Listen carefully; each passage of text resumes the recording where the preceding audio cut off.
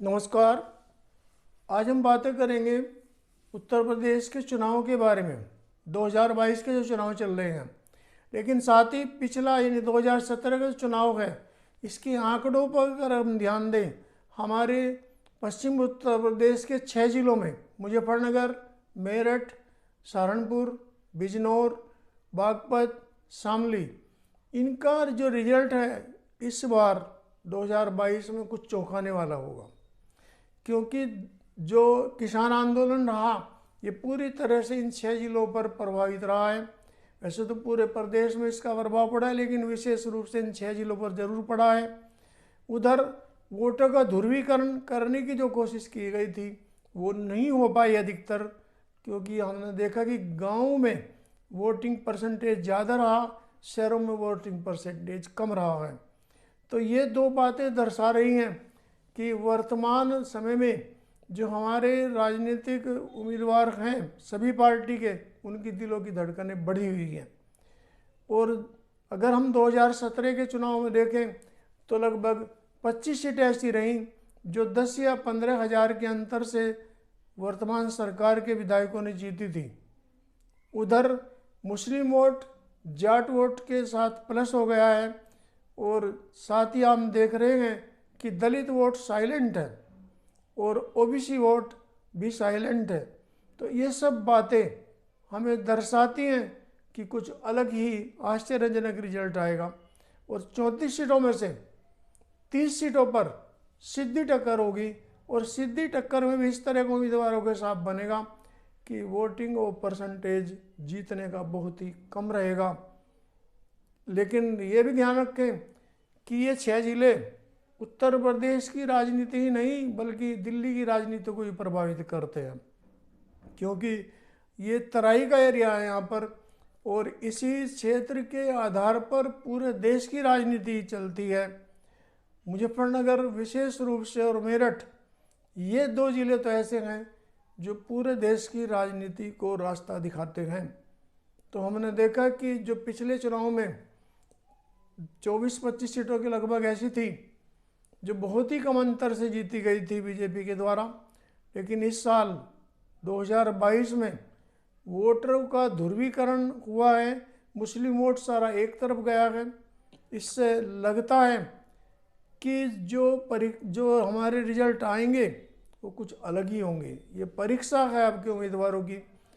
लेकिन अगर हम ऑल ओवर यूपी, पूरे उत्तर प्रदेश में देखें तो 2017 के चुनाव में 120 सीटें ऐसी थी जो सपा ने केवल 5 या 4 हज़ार या 7 हज़ार के वोटों से हारी थी।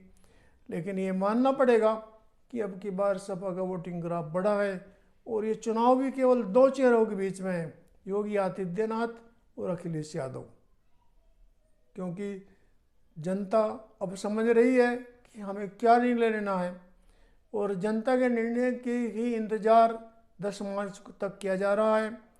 लेकिन मैं जो बता रहा हूँ कुछ आंकड़ों के अनुसार बड़े मोटे से तरीके से बता रहा हूँ। जैसे यहाँ पर सहारनपुर में बेहट, नुकुड़ और आपका सहारनपुर देहात, देवबंद और रामपुर मनिहारान, गंगो, इन सब में केवल गंगो और बेहट को छोड़कर सभी में वोटिंग परसेंटेज बहुत कम रहा था जीतने का। तो ये वर्तमान सरकार के लिए एक चुनौती भरा वो समय होगा। अब मेरठ में आ जाइए। मेरठ में मेरठ कैंट और आपका सिवाल खास, हस्तिनापुर, मेरठ शहर और सरधना, टिठौर, ये सब, इन पर भी हमने देखा सरधना को छोड़कर और मेरठ कैंट को छोड़कर और आपका हस्तिनापुर को छोड़कर बाकी में बहुत ही कम अंतर से चुनाव में हार जीत हुई थी। लेकिन इस बार विशेष रूप से हस्तिनापुर की सीट चुनौती भरी है, भारी टक्कर की है, और जीत भी अगर होगी उम्मीदवारों की तो बहुत ही कम अंतर से होगी। अब देखना यह है कि कौन जीतता है कौन हारता है। फिर इसके बाद हम आए मुजफ्फरनगर में बुढ़ाना, चरथावल, खतौली, मीरापुर, मुजफ्फरनगर, पुरकाजी। तो इन सब में क्या देखा कि पुरकाजी में काफ़ी भारी वोटों से बीजेपी जीती थी, लेकिन साथ ही मीरापुर की सीट एक ऐसी रही जो केवल अवतार सिंह भड़ाना ने केवल 193 वोटों से जीती थी।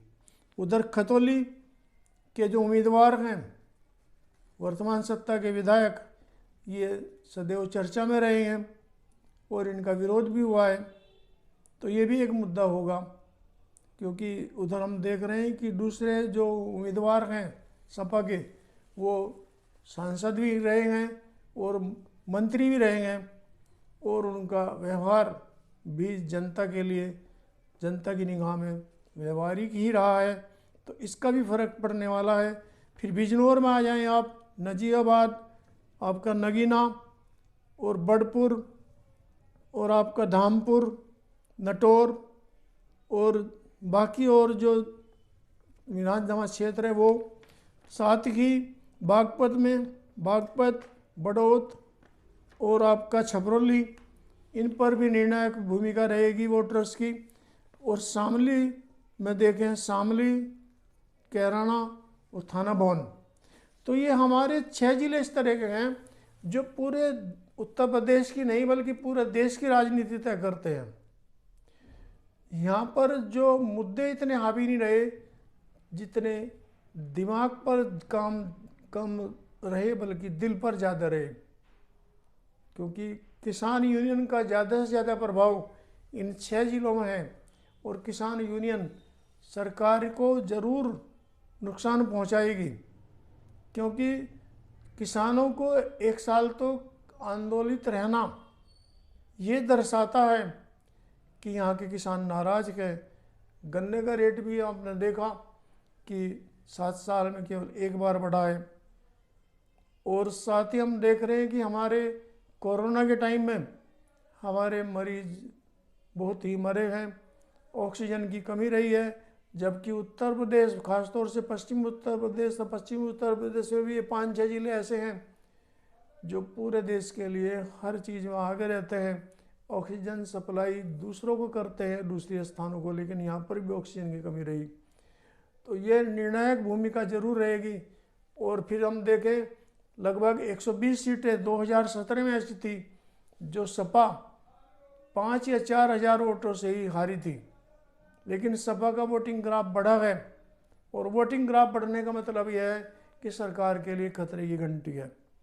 मुझे तो लगता है कि टोटल मिलाकर कम से कम 170 सीटें ऐसी बैठती हैं जिन पर सीधी टक्कर ही नहीं भाई, बल्कि सरकार को नुकसान होगा।